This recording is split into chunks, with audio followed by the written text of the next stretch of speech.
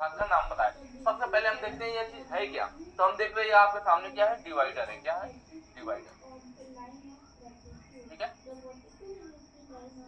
विभाजक भी कहते हैं, डिवाइडर कहते हैं। डिवाइडर का काम क्या होता है, तो देखिए दोनों साइड पॉइंट नोक बना हुआ है, तो इसकी मदद से हम किसी जॉब पर क्या कर सकते हैं, वृत्त बना सकते हैं, सर्कल खींच सकते हैं। ठीक है, चाप लगा सकते हैं या वृत्त बना सकते हैं, या फिर एक स्थान से कोई दूरी को हमें ट्रांसफर करना हो। दूरी को क्या करना हो, ट्रांसफर करना हो। दूरी ट्रांसफर करने का मतलब है कि मान लीजिए कोई जॉब है आपकी, ठीक है, इतनी लंबाई है, और एक और आपकी जॉब है, उस पर आपको मार्किंग करना है इस लंबाई का। तो आप प्रकार में यहाँ से यहाँ तक का दूरी भरिए और इसको ला करके यहाँ रख दीजिए, तो पॉइंट लगा देंगे। तो यह जो दूरी थी यहाँ से यहाँ ट्रांसफर हो गई ना। या फिर कोई लाइन आपकी कोई खींची हुई है, अब इतना लंबी लाइन खींची हुई, अब ये 4 सेंटीमीटर है, 2 सेंटीमीटर हमें नहीं मालूम है, आपको नापने की जरूरत नहीं। इस लाइन को आपको यहाँ खींचना है, तो एक तो होगा कि इस लाइन को मापिए कितना है, सेम उतना यहाँ खींचिए।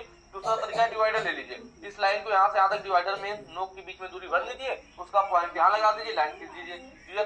दूरी जो थी यहाँ से यहाँ ट्रांसफर होगी। तो इसीलिए कहते हैं कि डिवाइडर का यूज वृत्त बनाने के अलावा, चाप खींचने के अलावा हम दूरी को ट्रांसफर करने के लिए भी करते हैं। ठीक है, चलिए यहाँ पे पार्ट का नाम पूछ रखा है, क्वेश्चन में क्या पूछ रखा है, पार्ट का नाम पूछ रखा है। इसको देख लेते हैं थोड़ा।